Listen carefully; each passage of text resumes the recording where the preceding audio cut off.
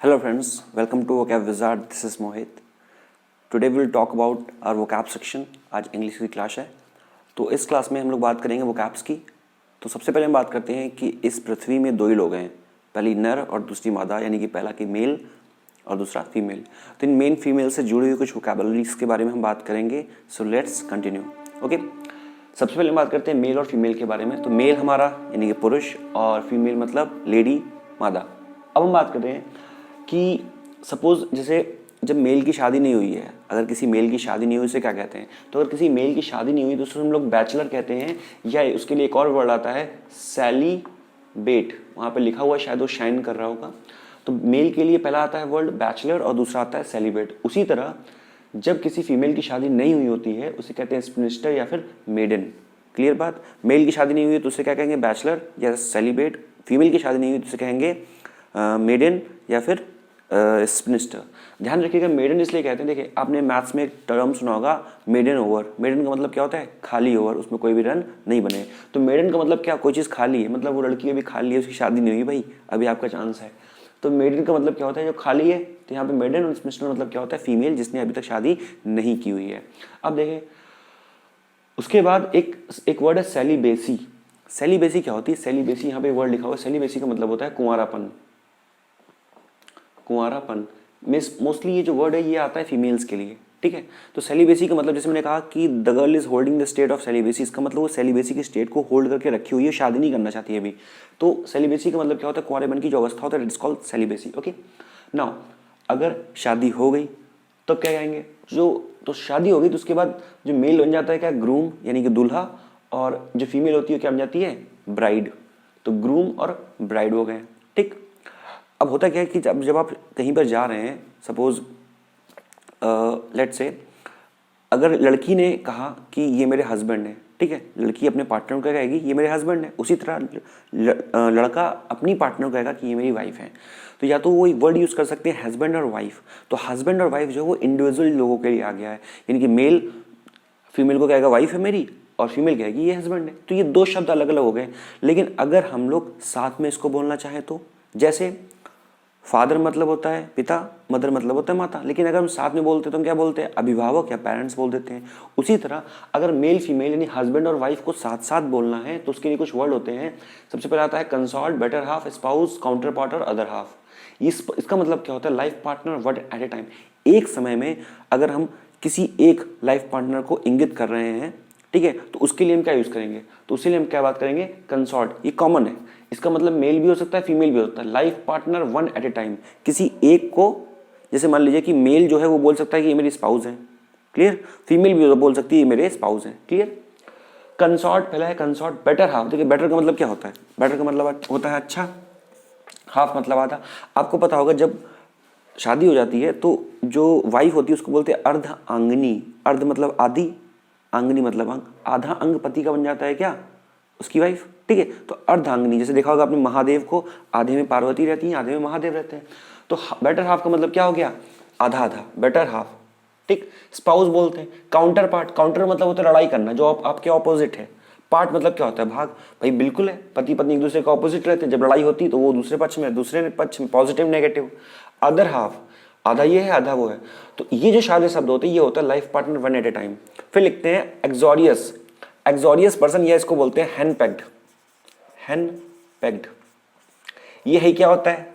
Hand packed क्या होता है? देखिए, the person who dense at the tone of his wife, जो व्यक्ति अपनी बीवी के इशारों पर डांस करता है उसे बोलते हैं हैंड पैक्ड या एक्सोरियस। जोरू का गुलाम, गोविंदन गाना गाया था, ठीक है। तो एक्सोरियस का मतलब क्या होता है? जोरू का गुलाम। जोरू का गुलाम, जो अपनी बीवी की सारी बातें मानता है, ठीक है ना, गुलाम। वह व्यक्ति जो अपनी बीवी की सारी बातें मानता है उसे कहते हैं हैंडपैक्ड या फिर एक्सोरियस पर्सन कहते हैं। फिर बात करते हैं सॉन्ग। देखिए सॉन्ग का मतलब क्या होता है? सॉन्ग का मतलब होता है गाना, ये आपको पहले से पता है। लिरिक मतलब क्या होता है? लिरिक्स मतलब होता है बोल, जो गाने के बोल होते हैं। लिरिसिस्ट का मतलब होता है सॉन्ग राइटर। सॉन्ग राइटर, देखिए बात सुने, गाना ये बड़ा आसान सी चीज़ है, गाना कोई भी गा सकता है, मतलब गाना कोई भी आप गाना गा सकते हो, ठीक है, सिंपल सी बात है। लेकिन यहाँ से समझने वाली बात क्या है? यहाँ से इडियम बनता है gate something for a song. Suppose आपको गाना गाने के बदले में कुछ मिल गया, गाना गाने, जैसे आप अमूमन क्या होते हैं, बच्चे मॉल पे जाते हैं तो वहाँ पर शोर में जाने लगते हैं, मम्मी मुझे ये चाहिए, मम्मी मुझे ये चाहिए, तो बेसिकली वो रोने लगते हैं, गाना गाने लगते हैं। तो गाना गाने के बदले में अगर आपको कुछ मिल रहा है तो मतलब बड़ी आसानी से मिल गया। तो get something for a song का मतलब होता है तो get something very easily. Idiom क्या है? Gate something for a song, song के बदले कुछ मिल गया जिसका मतलब इजिली मिल गया, तो इसका मतलब होता है to get something very easily, to get something very easily. आपको कोई चीज़ बड़ी इजिली मिल गई तो उसको कहते हैं get something for a song, ठीक। या इसी को बोलते हैं get something at a throwaway price. Throwaway मतलब क्या हुआ? बिखरे हुए प्राइस, जमीन पे पड़े हुए कौड़ियों के दाम पे, क्या बोलते हैं इसको? कौड़ियों के दाम पे कोई चीज मिल जाना, तो get something for a throwaway price. तो get something for a song इसका मतलब क्या होता है? To get something very easily, बड़े सस्ते में कोई चीज मिल जाना, उसे कहते हैं get something for a song.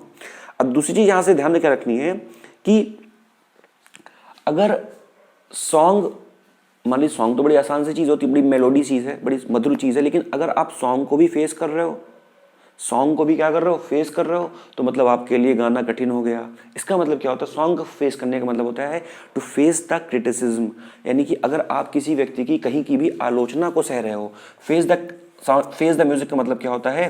Face the criticism, यानी कि जो आलोचना होती है, अगर आप आलोचना को सह रहे हो तो उसके लिए आता है फेस द म्यूजिक या फेस द क्रिटिसिज्म। ये भी बात समझ में आ गई। उसके बाद क्या बात करते हैं? एक और सिंगिंग से रिलेटेड यहाँ पर यहाँ लिखा है द क्रिमिनल और the terrorist were started singing.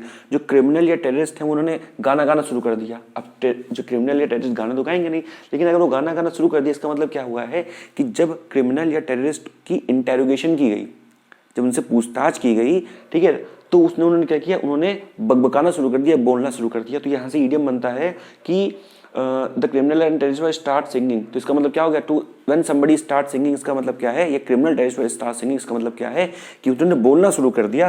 कब? जब उनकी इंटेरोगेशन हो रही थी, जब उनकी क्या हो रही थी? इंटेरोगेशन। ध्यान रखिए, एक वर्ड होता है इंटेरोगेशन और इसी का एक वर्ड होता है ग्रिलिंग।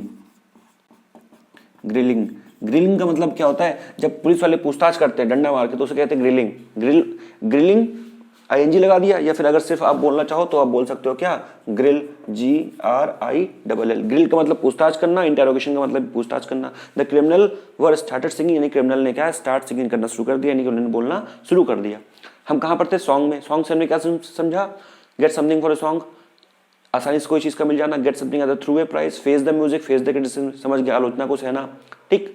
फिर हम बात करते हैं डिस्ट्रेस सेल। देखिए बात समझे, डिस्ट्रेस सेल समझने से पहले आपको ये समझना पड़ेगा। पहले यहाँ पर ये कुछ शब्द लिखे, इनका सबका मतलब होता है निराश। देखिए इंग्लिश भाषा में, यानी कि इंग्लिश लैंग्वेज में, वोकैबुलरी में जितने भी डी वर्ड है, most of the D word जो है वो नेगेटिव टोन रखते हैं। नेगेटिव टोन रखने का मतलब क्या होता है? उनका जो मीनिंग होता है वो कहीं ना कहीं नेगेटिव होता है। जितने भी डी वर्ड है, ध्यान रखिएगा ये चीज़।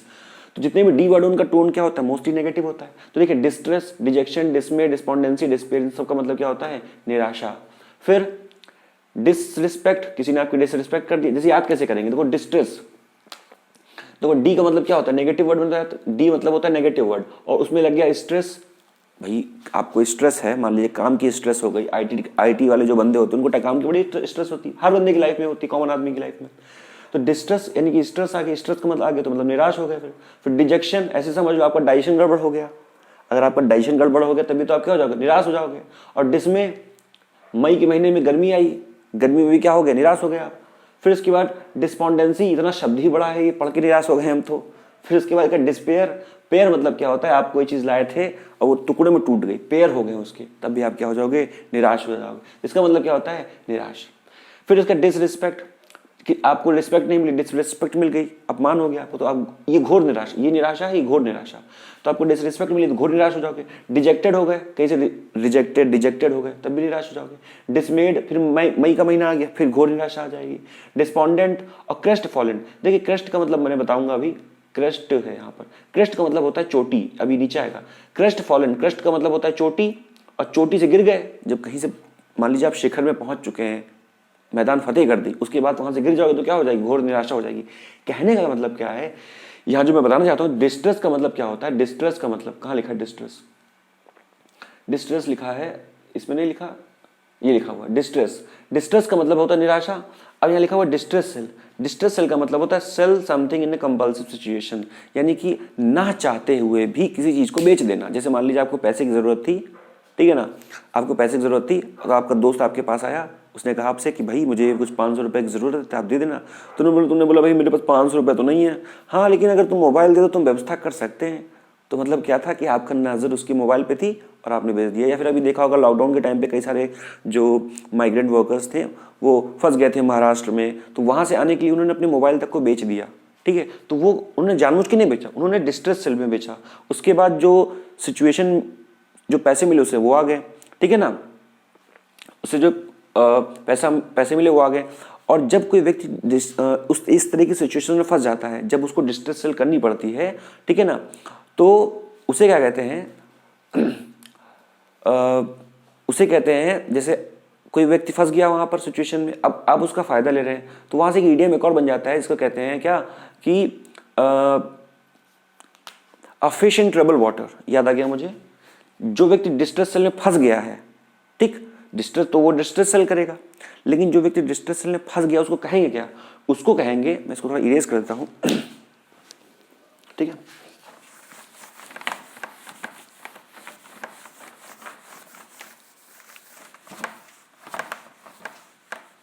देखिए, अब जो व्यक्ति डिस्ट्रेस सेल कर रहा है तो उसका मतलब मजबूरी है, लेकिन जो डिस्ट्रेस सेल में व्यक्ति फंस गया है उसे कहते हैं क्या? Fish in trouble water. जब जो मछली है वो ट्रबल वाटर यानी कि बहाव में फंस गई है तो तभी आप उसका फायदा उठा रहे हो। तो फिश इन ट्रबल वाटर का मतलब क्या होता है कि कोई मजबूर व्यक्ति है जो क्या कर रहा है, जो डिस्ट्रेस सेल कर रहा है और आप उसका फायदा उठा रहे हो मजबूरी का। क्या कर रहे हो आप? To get the maximum of the situation, to get the maximum of the situation, यानी कि आप उस सिचुएशन का क्या मैक्सिमम फायदा उठा रहे हो, प्रॉफिट उठा रहे हो, ठीक है। अब हम बात करते हैं यहाँ पर क्रेस्ट की। इतना समझ गए होंगे, ये निराशा हो गई, घोर निराशा हो गई। क्रेस्ट मतलब क्या होता है? क्रेस्ट मतलब किसी चीज का जो शिखर होता है उसे क्रेस्ट कहते हैं। पिनाकल एक कोचिंग है, कोचिंग का नाम देखिए, एक नियम है बुद्धिज्म में। नियम क्या है? प्रतीत समुत्पाद, प्रतीत समुत्पाद का नियम, या इसे हम लोग कहते हैं कार्य कारण का सिद्धांत, लॉ ऑफ कॉजेशन। इसका मतलब क्या होता है? There is a reason behind the existence of everything. हर चीज़ के होने का एक कारण होता है। अगर आपका नाम कुछ है, अगर ट्यूबलाइट को ट्यूबलाइट कहते हैं तो उसका रीज़न है। ल्यूमिनस, इन्वर्टर का नाम ल्यूमिनस है तो उसका रीज़न है। Everything has a reason and I will get you that reason. तो यहाँ पे लिखा हुआ है पिनाकल, तो एक कोचिंग है उसका नाम पिनाकल है। तो पिनाकल ने अपनी कोचिंग का नाम पिनाकल ही क्यों रखा? क्योंकि पिनाकल का मतलब होता है चोटी, ठीक। उसी तरह अपेक्स, अपेक्स मतलब भी क्या होता है? कोचिंग, सॉरी, अपेक्स मतलब भी क्या होता है? चोटी। एक्मे मतलब चोटी, शिखर, जेनिथ, समिट, कर्व और क्लाइमैक्टिक। इन सारे चीजों का मतलब क्या होता है? शिखर या चोटी। अब ध्यान क्या रखना है, क्रेस्ट का मतलब होता है चोटी, आपको पता था। पिनाकल कोचिंग के नाम से पता चल गया चोटी होता है। ए फॉर एप्पल, ठीक, ए फॉर क्या होता है? एप्पल, और एप्पल हमेशा क्या रहता है? शिखर पे रहता है उसका प्राइस। एक्मे, दर्द हो रहा है ऐसे कुछ समझ लें, एक्मे पेन हो रहा है तो वो भी शिखर पे रहेगा। जेनिथ, जेड, जेब्रा सबसे लास्ट में आता है, सबसे ऊपर रहेगा। समिट, जब भी देखें, अगर मान लीजिए कि कोई लोग मिल रहे हैं, सबमिट कर रहे हैं, आपने देखा होगा समिट। अगर कोई लोग मिलके, मान लीजिए कि मोदी जी मिल रहे हैं, सबमिट कोई कर रहे हैं, कोई मीटिंग कर रहे हैं, तो मीटिंग जो करेंगे वो हमेशा टॉप फ्लोर पे करेंगे होटल की, होटल के सबसे अच्छे फ्लोर पे मीटिंग करेंगे। तो इसका मतलब समिट का मतलब भी क्या होता है? मीटिंग करना, यानी कि शिखर पे। कर्ब, जब आपने ढेर बना दिया तब भी क्या है? मीटिंग, मतलब कि शिखर पे पहुंच गए। क्लाइमैक्टिक, क्लाइमैक्टिक वर्ड बना हुआ है क्लाइमेट से, आपने ये वर्ड सुना होगा क्लाइमेट। क्लाइमेट मतलब क्या हो गया? जो आपका आसपास का पर्यावरण है उसके बारे में बात कर रहे हैं। दो तरह के टर्म होते हैं, क्लाइमेट होता है और दूसरा क्या होता है? वेदर। वेदर जो होता है वो छोटे शहरों के लिए होता है, जैसे मान लीजिए कि उन्नाव का वेदर दूसरा है, कानपुर का दूसरा है, लखनऊ का दूसरा है, दिल्ली का दूसरा है। लेकिन जो क्लाइमेट होता है वो हर जगह के सेम रहता है, ठीक है। ऑल ओवर इंडिया के क्लाइमेट की बात करेंगे, एक ब्रॉड वाइड टर्म में बात करते हैं। तो क्लाइमेट जो होता है वो कहाँ जाएगा? आसमान में, ऊपर। आसमान मतलब हाइट में रहेगा, हाइट में रहेगा तो यानी चोटी के बारे में बात करें, समझ गए शायद। फिर हम बात करते हैं, तो ये शिखर हो गया। इसका ऑपोजिट होता है बैथोस, नादिर और थ्रोफ। इसका मतलब होता है लोअर पॉइंट या किसी चीज का जो गर्त होता है। ये चोटी हो गई, शिखर, इसे कहते हैं क्या? गर्त, ठीक है ना। या आपने ये भी देखा होगा जब साइन वेव बनाते हैं हम लोग, ऐसे ऐसे साइन वेव बनती हैं, ठीक है। तो साइन वेव बनाते हैं हम लोग, ठीक। तो साइन वेव में ये होता है, इसको बोलते हैं, हिंदी में बोलते हैं, इसको बोलते थे गर्त, ठीक। और इसको बोलते थे श्रृंग, बोलते थे ऐसे करके, श्रृंग। तो इसको बोलते थे, इंग्लिश में बोलते हैं इसको ट्रफ बोल देंगे नीचे वाले को, और ऊपर वाले को बोलेंगे क्या? क्रेस्ट, ठीक है ना। तो यहां से आप ये भी समझ सकते हैं साइनोसोइडल वेव से। आगे बात करते हैं, ठीक है। फिर लिखा हुआ है क्वायर, देखिए COIR, क्वायर मतलब क्या होता है? क्वायर मतलब होता है ग्रुप ऑफ सिंगर्स। जो ग्रुप ऑफ सिंगर्स होते हैं उसे हम लोग क्या कहते हैं? क्वायर कहते हैं। पर COIR, ये क्वायर, COIR क्वायर, ये दूसरा वाला जो लिखा हुआ है ये मैट्रेस, गद्दे के बारे में बात करता है। आपने सुना होगा क्वायर मैट्रेस आता है। मैट्रेस का मतलब क्या होता है? मैट्रेस मतलब गद्दा होता है, जैसे स्लीपवेल का मैट्रेस होता है, ठीक है। तो COIR क्वायर मतलब हो गया मैट्रेस, गद्दा हो गया। और QUIR ये काफी बड़ा है, इसका मतलब होता है रफ शीट ऑफ 24 पेज की जो रफ शीट होती है उसको क्वायर कहते हैं, ठीक है। ये 3 शब्द है यहाँ से। अब आगे क्या समझना है आपने? कुशन पिलो, ये तो पता है आपको, कुशन पिलो क्या होता है? तकिया होता है, ठीक। उसके बाद बोल्स्टर पिलो, बोल्स्टर पिलो क्या होती है? आपने देखा हो जो राजा महाराजा वाली पिलो होती है, कौन सी? इसको हिंदी में गिरदा कहते हैं। जो ऐसे ऐसे करके एक पिलो होती है, आपके रूम में होगी ऐसे करके पिलो, ठीक है ना, आप उसमें बड़े टेक लगा के बैठते हो। तो इस तरह की जो पिलो होती है उसे क्या कहते हैं? Bolster pillow. अब यहाँ से मैं बताना क्या चाहता हूँ, जो आपके एग्जाम में आएगा उसमें भी आ रहे हैं मैं, ब्लैंकेट मतलब पता ही है आपको, कंबल, ठीक। अब यहां से ये टर्म इंपॉर्टेंट है, ब्लैंकेट बैन, ये कई बार एग्जाम में आ चुका है। ब्लैंकेट बैन का मतलब क्या होता है? देखिए बात समझे, आपने कंबल ओढ़ा मुंह से, ठंड में आपने कंबल मुंह से ओढ़ लिया। जब आपने कंबल मुंह से ओढ़ा तो कोई जगह बची, कोई गुंजाइश बची हवा जाने की? नहीं बची। कहने का मतलब है कंबल को पूरी तरह से ढकने पर चीजें क्या हो जाती हैं? बंद हो जाती हैं, आप उसके अंदर बंद हो जाते हो। तो यहां से बनता है ब्लैंकेट बैन। अगर गवर्नमेंट ने बोल दिया कि हमने प्लास्टिक यूज पर हमने ब्लैंकेट बैन लगा दिया है, ठीक है ना, या हंटिंग पर, काऊ हंटिंग में या काऊ स्लॉटर पर ब्लैंकेट बैन लगा दिया, तो इसका मतलब कि काऊ स्लॉटर पर हमारा कंप्लीट बैन लग गया है। तो ब्लैंकेट बैन का मतलब क्या होता है? Complete ban. कंप्लीट बैन लगा क्यों? क्योंकि भाई ब्लैंकेट का मतलब क्या होता है? पूरी तरह से उसने बंद कर लिया। जब बंद कर लिया तो पूरा तरह से कंप्लीट हो गया। तो ब्लैंकेट बैन का मतलब होता है कंप्लीट बैन, यानी पूर्ण प्रतिबंध किसी चीज में लगा देना, पूर्ण प्रतिबंध, ठीक है ना। जैसे मान लीजिए हम लोग बोलते थे काऊ स्लॉटर पे, गौ हत्या पर पूर्ण प्रतिबंध है, ठीक है ना। फिर एम्बार्गो सैंक्शन, इसका मतलब होता है प्रतिबंध लगाना। लेकिन ध्यान रखिए, अगर ये सैंक्शन बैंक के सेंस में आ गया, अगर मैंने कहा लोन सैंक्शन हो गया तो वहां पर लोन पास हो गया है। बट अगर जनरल सेंस में एम्बार्गो सेक्शन की बात करते हैं, इसका मतलब होता है प्रतिबंध लगाना। अब देखते हैं काउच। काउच का मतलब क्या होता है? Sofa, sofa. ये जितने वर्ड है ये बड़े इंपॉर्टेंट वर्ड है, ये एग्जाम में आ चुके हैं, SSC के एग्जाम में कई बार आ चुके हैं। पहला है काउच पोटैटो। काउच पोटैटो का मतलब क्या होता है? काउच पोटैटो का मतलब होता है कि देखिए, काउच मतलब क्या होता है? सोफा। पोटैटो मतलब होता है चिप्स। तो एग्जाम में क्या कौन सा वर्ड आता है? Couch potato. पोटैटो मतलब क्या हो गया? काउच मतलब सोफा, पोटैटो चिप्स। अगर कोई व्यक्ति सोफे पे बैठ के चिप्स खा रहा है तो उसे काउच पोटैटो कहते हैं। सर इसका क्या मतलब हुआ? देखें, अगर कोई व्यक्ति सोफे पे बैठा है, चिप्स खा रहा है और सामने टीवी चल रही है, तो ऐसे व्यक्ति को क्या कहते हैं? Couch potato. Means the person who spend most of his time in front of TV. Clear? TV देखते देखते, चिप्स खाते खाते सोफे पे बैठ के मैक्सिमम समय व्यतीत करने वाले आदमी क्या कहते हैं? Couch potato. ऐसा मत समझ में आता नहीं एग्जाम में, SSC के एग्जाम में कई बार आ चुका है। काउच पोटैटो का मतलब क्या होता है? The person who spend maximum time in front of TV. TV के सामने मैक्सिमम टाइम अगर कोई स्पेंड करता है उसे काउच पोटैटो कहते हैं। माउस पोटैटो, माउस मतलब होता है चूहा। चूहा कहाँ होता है? कंप्यूटर में। अगर कोई व्यक्ति कंप्यूटर के सामने बैठ के अपना मैक्सिमम समय स्पेंड कर रहा है, ठीक है ना, अपना स्पेयर टाइम स्पेंड कर रहा है, तो उसे हम लोग क्या कहते हैं? Mouse potato. यानी कि यहाँ पर क्या होना चाहिए? यहाँ पर कंप्यूटर होना चाहिए। या हमने बोल दिया मान लीजिए कोई IT का बंदा है या कोई नेट सेवी है, ठीक है ना, नेट सेवी बोलते हैं, एक वर्ड है नेट सेवी, SAVVY। नेट सेवी का मतलब क्या होता है? जो नेट बहुत चलाता है, ठीक है। तो ऐसा व्यक्ति जो टीवी के सामने बैठ के अपना मैक्सिमम समय व्यतीत करता है उसे काउच पोटैटो कहते हैं। ऐसा व्यक्ति जो कंप्यूटर के सामने बैठ के अपना मैक्सिमम समय व्यतीत करता है उसे नेट सेवी कहते हैं। अब देखें, like a hot potato. Like a hot potato का मतलब क्या होता है? मैं इनको बाद में लिखूंगा यहाँ पर। लाइक ए हॉट पोटैटो का मतलब क्या होता है? देखिए, लाइक ए हॉट पोटैटो, जैसे मान लीजिए आपने समोसा खाया, अब समोसा गरम गरम था, आपने मुंह में रखा है, जैसे जैसे आपने मुंह में समोसा रखा तो इतना गर्म था कि अब ना उसको आप अंदर ले जा सकते हो ना बाहर निकाल सकते हो, क्योंकि 5 रुपए का समोसा है। तो आप उसको ऐसे करके बैठे हो। समझ रहे हो मेरी बात? कहने का मतलब क्या? लाइक ए हॉट पोटैटो को मतलब क्या होता है? सांप छछूंदर वाली स्थिति बोलते हैं इसको। यानी कि अब करे तो करे क्या, जाए तो जाए कहाँ, ठीक है। तो इसे कहते हैं हम लोग क्या? Like a hot potato. यानी कि कुछ समझ में ना आए करें क्या, यानी कि करे तो करे क्या, करें तो करे क्या, कुछ समझ में ना आए, नो आइडिया, कुछ समझ नहीं आ रहा आपको कब क्या करें। भाई समोसा इतना गर्म था, ना अंदर ले जा सकते ना बाहर निकाल सकते हैं। Piping hot. Piping hot food, ठंड में हमें कैसा खाना चाहिए? ठंड में हमें गर्मा गर्म खाना चाहिए। तो पाइपिंग हॉट फूड का मतलब क्या होता है? गर्मा गर्म खाना, ठीक। अब देखिए यहां से एक बड़ा इंपॉर्टेंट टर्म आता है जो कि एग्जाम पॉइंट ऑफ व्यू से भी इंपॉर्टेंट है। मैंने काउच बता दिया, काउच का मतलब क्या होता है? सोफा। एक वर्ड आता है यहाँ से कास्टिंग काउच।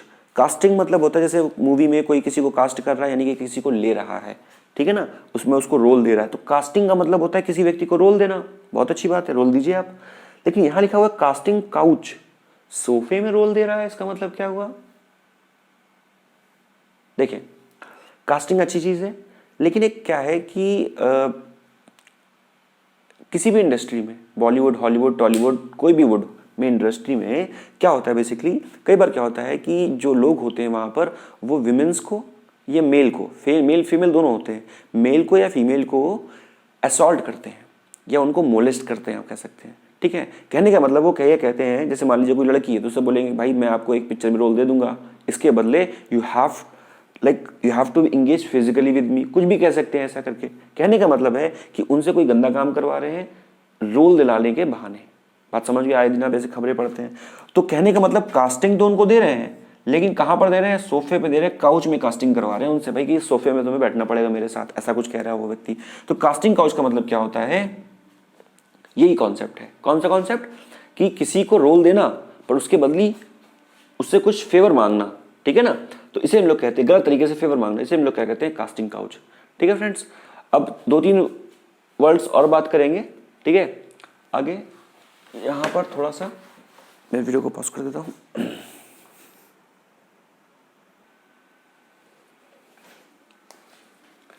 देखिए फ्रेंड्स, मैंने अभी बताया आपको कि मेल और फीमेल के बारे में बताया, शादी हो रही है, ठीक है, वहाँ पे सीन है।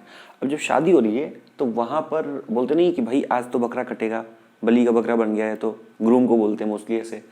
तो सीन क्या है यहाँ पर कि वो जो बकरा बोलते हैं, तो शादी करने के लिए कुछ वर्ड्स आते हैं, उसके बारे में बात करेंगे। सबसे पहले लिखा हुआ है lead somebody to the altar. देखिए, अल्टर और स्केपगोट सुना होगा आपने, 2 वर्ड। अल्टर और स्केपगोट का मतलब होता है बलि का बकरा। क्या होता है? बलि का बकरा, ठीक है।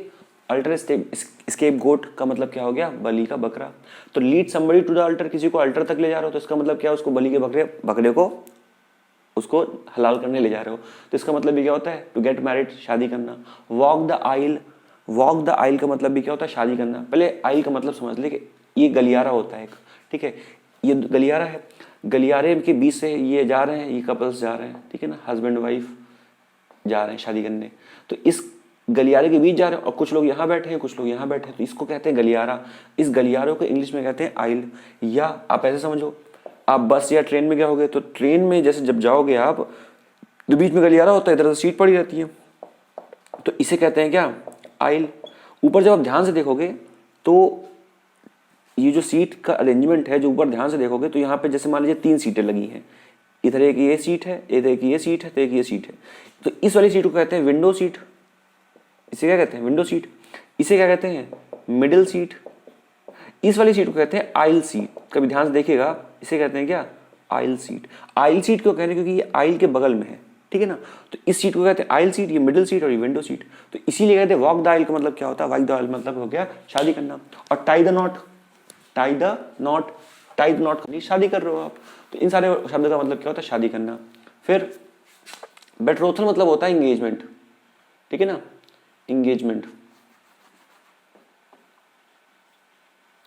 इंगेजमेंट के लिए एक और वर्ड आपका क्या है? बेट्रोथल, ठीक है ना, बेट्रोथल। फिर हम बात करते हैं, तो ये हो गया शादी करना। फिर लिखा है फियांस, फियांसे और फियांसी। देखिए फियांसे, देखिए इसमें डबल ही आया है, इसमें सिंगल ही आया है। आप याद कैसे करेंगे? आप याद ऐसे करेंगे कि देखो ई फॉर क्या होता है? एलिफेंट। तो 2 ई फॉर क्या हो गया? 2 एलिफेंट। शादी के बाद आप कितने भी बड़े कलाकार हो, लेकिन चलती किसकी है? वाइफ की।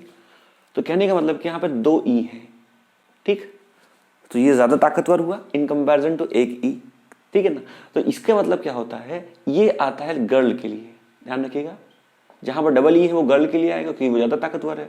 और ये 1 ही आता है बॉय के लिए। मान लीजिए एक बॉय की और गर्ल की एंगेजमेंट हो गई, ठीक है, तो उस टाइम पे बॉय जो है वो कहेगा कि ये जो लड़की है ये हमारी फियांसी है, फियांसी डबल ई वाला।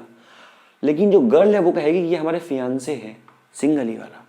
शायद बात समझ गए होंगे आप। ये फियांसे, ये फियांसी, FIANCE, ये बॉय के लिए बोला जाएगा, लड़की बोलेगी। और FIANCEE, ये गर्ल के लिए बोला जाएगा, ये बॉय बोलेगा, ठीक। स्टैचू ऑफ वर्च्यू क्या होता है? इसको कहते हैं गुणों की प्रतिमूर्ति, गुणों की प्रतिमूर्ति। होता क्या है, जो लड़का लड़की पहली बार मिलते हैं उनको घर पे दिखाया जाता है एक दूसरे को, ठीक है, वो देखने आते हैं एक दूसरे को, जब दिखाया जाता है तो उस टाइम पे क्या होता है, वो दिखाते हैं एक दूसरे को हम बहुत सीधे हैं, ठीक है ना, बिल्कुल अच्छी अच्छी बातें करेंगे। लड़का लड़के से पूछा जाएगा कि आप कुछ खाते पीते कि नहीं, हम कुछ खाते पीते हैं नहीं।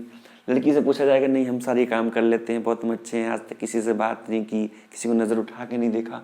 तो इस तरह की जो अच्छी अच्छी बातें होती हैं जो उसे हम लोग क्या कहते हैं, तो कहने का मतलब उस टाइम पे हाँ जो अच्छी अच्छी बातें होती हैं ये वाली, इसे हम लोग कहते हैं, नहीं इसे क्या कहते हैं मैं बाद बताऊंगा। तो ये जो है स्टैचू ऑफ वर्च्यू का मतलब क्या होता है, उस टाइम जो लड़का लड़की है वो एक दूसरे को ऐसा दिखा रहे हैं कि हम क्या हैं, गुणों की प्रतिमूर्ति है, ठीक है ना, एक कमरे में बैठा दिया उनको, उस तरह में दिखा रहे हैं बहुत अच्छे होने, चाहे भले ही बाद में कुछ और हो, लेकिन उस टाइम दिखाएंगे गुणों की प्रतिमूर्ति है।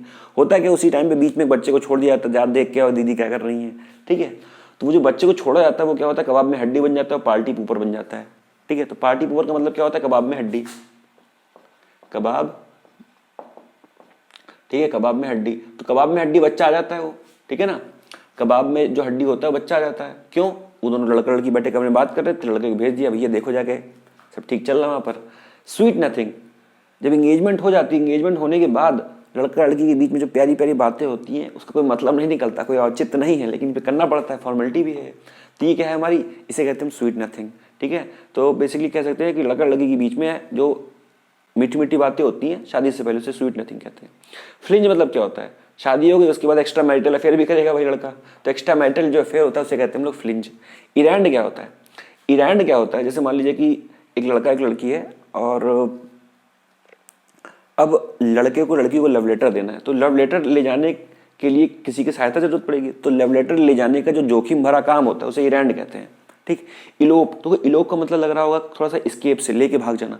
इलोप का मतलब क्या होता है, अगर लड़का लड़की को लेके भाग गया तो उसे कहते हैं क्या, शादी से पहले लेके कहीं भाग गया मान लीजिए, मतलब मंडप से उठा ले गया, तो उसे कहते हैं इलोप। अब आप बात करते हैं कोर्टी, देखिए बात सुने, ऐसा जरूरी नहीं कि हर बार लड़का ही गलत हो सकता है कि लड़की ने भी कुछ किया हो, यानी कि कुछ छेड़छाड़ की हो। तो अगर लड़की किसी के साथ फ्लर्ट करती है, क्या करती है, फ्लर्ट करती है, फ्लर्ट मैंने लिखा है यहाँ पर, अगर लड़की किसी के साथ फ्लर्ट करती है तो उसे हम लोग क्या बोलते हैं, कोटी बोलते हैं, ठीक है ना। तो कोटी का मतलब क्या होता है, अगर लड़की फ्लर्ट कर रही है तो उसे कोटी बोलेंगे, अगर गर्ल फ्लर्ट कर रही है, ठीक है, तो हम लोग कोटी बोलते हैं। लेकिन अगर बॉय ने फ्लर्ट किया तो हम लोग क्या बोलते हैं, फिलेंडर, यानी कि बॉय ने फ्लर्ट किया, ठीक, समझ गए आप बात, इस थोड़ा जल्दी कर रहे हैं। अगर बॉय ने फ्लर्ट किया तो क्या कहते हैं, फिलेंडर। कॉन्जुगल ब्लिस क्या होता है, कॉन्जुगल ब्लिस कहते हैं शादी का लड्डू, शादी का लड्डू, ठीक, जो खाए वो पछता है, ना खाए वो पछता है। फिर इरैंड हस्बैंड इरैंड वाइफ क्या होता है, who misbehave with each other, जो एक दूसरे से क्या मिसबिहेव करते हैं, अच्छे से बात नहीं करते हैं, उन्हें कहते हैं इरैंड हस्बैंड, ये इरैंड वाइफ। फिर देखें जब एक दूसरे से बात नहीं करोगे आप तो क्या हो जाएगा, आपके रिश्तों में दरार पड़ जाएगी। आपने सुना होगा गल्फ ऑफ मन्नार, ठीक है ना, बे ऑफ बंगाल। तो जो गल्फ होता है या रिफ्ट सुना होगा, रिफ्ट वैली सुना होगा, रिफ्ट वैली कैसी होती है, इस तरह की एक वैली होती है, रिफ्ट वैली कहते हैं, उसके बीच में नदी बहती है। तो कहने का मतलब क्या है, गल्फ आपने सुना होगा, गल्फ का मतलब क्या होता है, खाई, रिफ्ट मतलब क्या होता है, खाई, क्रिवाइसिस मतलब खाई, फिशर मतलब खाई, और इसको बोलते हैं शाम पढ़ते हैं इसको, इसका मतलब भी होता है खाई। तो कहने का मतलब है कि रिश्तों में अगर आपकी दरार आ गई, खाई आ गई, तो सही कहते हैं। समझ गए बात, अब इसको रिवाइज कर सकते हैं हम। हमने क्या पढ़ा आज, चाहे तो रिवाइज कर लें इसको। हमने पढ़ा, सबसे पहले हमने पढ़ा, क्या पढ़ा हमने आज, हमने सबसे पढ़ा मेल और फीमेल बना। मेल जो है वो मेल है हमारा, उसे अगर मेल की शादी नहीं हुई तो उसे हम लोग क्या कहते हैं, उसे हम लोग कहते हैं बैचलर कहते हैं, या फिर उसे हम लोग कहते हैं मेल को बैचलर कहते हैं और फीमेल को क्या कहते हैं, स्पिनिस्टर कहते हैं, शादी नहीं हुई। और फीमेल को क्या कहते हैं, मेडन भी कहते हैं, ठीक है ना। और मेल को क्या कहते हैं, कोटी कहते हैं। फिर अगर शादी हो गई तो वो ब्राइड ग्रूम बन जाएंगे, ठीक। उसके बाद अगर एक टाइम पे एक के बारे में बात कर रहे हैं, हस्बैंड या वाइफ के बारे में, तो हम बात कर सकते हैं better half, other half, spouse, ठीक है ना, और काउंटर पार्ट, ये सारे वर्ड यूज़ कर सकते हैं उनके लिए, ठीक है ना। और उसके बाद हमने यहाँ पर पर्टिकुलर इधर पे क्या बात किया, इधर पे बात किया स्केप गोट, बलि का बकरा, अल्टर, बलि का बकरा, walk the tie the not हमने बात किया। फिर हमने बात किया टाई द नॉट हो गया, ठीक है ना। फिर उसके बाद वॉक द आइल हो गया, और उसके बाद हमारा क्या हो गया, lead somebody to the altar, इसका मतलब क्या हो गया, शादी करना, ठीक। कॉन्जुगल ब्लिस क्या हो गई, शादी का जो लड्डू होता है उसे कॉन्जुगल ब्लिस कहते हैं, ठीक है। फिर उसके बाद बात किया फियांसे, FIANCE, ये बॉय के लिए होगा, फियांसी डबल ई फीमेल के लिए हो गया, ठीक है। उसके बाद हमने क्या बात की, पार्टी के ऊपर जो बच्चा आ जाएगा, स्टैचू ऑफ वर्च्यू गुणों की प्रतिमूर्ति होता है, ठीक है ना। स्वीट नथिंग लड़का लड़की के बीच में जो प्यारी प्यारी बातें होती हैं जिनका कोई अर्थ नहीं निकलता, उसे स्वीट नथिंग कहते हैं, ठीक है। उसके बाद कॉन्जुगल ब्लिस हो गया हमारा। कॉन्जुगल ब्लिस के बाद क्या आता है, कॉन्जुगल ब्लिस के बाद हमारा हो गया ईड एंड हस्बैंड, ईड एंड वाइफ जो अलग हो चुके हैं, ठीक है। अगर हस्बैंड वाइफ अलग हो चुके हैं तो उनके बीच में क्या आ जाएगा, रिफ्ट आ जाएगी, क्रिवाइसेस आ जाएंगे, फिशर आ जाएगा, चाम आ जाएगा, यानी कि उनके बीच में दरार आ जाएगी। उसके बाद कोटी, कोटी मतलब क्या हो गया, कोटी मतलब अगर लड़की कहीं किसी लड़के से फ्लर्ट कर रही है उसे कोटी कहते हैं, लेकिन अगर लड़का फ्लर्ट कर रहा है तो उसे फ्लेंडर कहते हैं। पिछले वाली स्लाइड में क्या पढ़ा था हमने अभी इसके पहले, वो वहाँ पे अपने पढ़ लिया। फिर उसके बाद मैंने बताया था सॉन्ग के बारे में, सॉन्ग मतलब गीत हो गया, और उसके बाद लिरिक मतलब बोल हो गए, लिरिसिस्ट सॉन्ग राइटर हो गया। Gate something for a song, अगर सॉन्ग के बदले कोई चीज़ मिल रही तो मतलब आसानी से मिल रही है, तो इसका मतलब किसी चीज़ का आसानी से मिल जाना। Get something for a song, get something for added through a price का मतलब कोई किसी चीज़ का आसानी से मिल जाना आपको, ठीक है। फिर किसी चीज़ का आसानी से मिल गया आपको, बहुत अच्छी बात है। म्यूजिक का मतलब क्या होता है, म्यूजिक बहुत बड़ी आसान चीज़ है, लेकिन अगर आप म्यूजिक को भी फेस कर रहे हो तो इसका मतलब आप क्रिटिसिज्म, आलोचना फेस कर रहे हो, ठीक है। फिर उसके बाद बताया था if terrorist are started singing, जो टेररिस्ट है वो स्टार्टेड सिंगिंग यानी गाना गाने लगे, इसका मतलब कि जब उनको इंटेरोगेशन की गई, उनकी ग्रिलिंग की गई तो वो बोलने लगे। ध्यान रखिएगा, इंटेरोगेशन एक वर्ड है, दूसरा है ग्रिलिंग, इसका मतलब क्या होता है, पूछताछ करना, ठीक। उसके बाद मैंने क्या बताया, उसके बाद मैंने बताया डिस्ट्रेस, डिस्पोंडेंसी, डिजेक्शन, डिसमे, डिस्पोंडेंट, ठीक है ना, डिसमेड, तो इसका मतलब क्या होता है, निराशा, घोर निराशा। डिस्ट्रेसल, अगर आप मजबूरी में कोई चीज़ बेचे दे रहे हो अपनी पैसे के लिए, आपके पास पैसा नहीं है तो उसे कहते हैं डिस्ट्रेस सेल। डिस्ट्रेस सेल में आपका कोई फ़ायदा उठा रहा है, ठीक है ना, तो वो क्या हो रहा है, वो क्या कर रहा है, he is getting the maximum of the situation. और आप क्या कर रहे हो, आप उस टाइम पे क्या हो, आप उस टाइम पे a fish in trouble water हो, क्लियर, आप उस टाइम पे a fish in trouble water हो, ये मैंने बता दिया। फिर ठीक है, मैंने इतनी सारी चीज़ें बताई, तो बेसिकली आज के लिए आई थिंक इतना बहुत होगा। कल हम नेक्स्ट क्लास में हम इंग्लिश में और वर्ड्स के बारे में बात करेंगे, और ग्रामर सेक्शन भी आपका सीक्वेंस वाइज चलता रहेगा। अच्छे से अच्छा कंटेंट प्रोवाइड करने की मैं कोशिश करूँगा आपको। सो इस चैनल को शेयर करें, वीडियो को शेयर करें, लाइक करें, फ्रेंड्स के साथ शेयर करें। If you are getting the maximum benefit from this video, just do let me know in comment section. This is Mohit Tiwari, vocab wizard. Thank you, Jai Hind.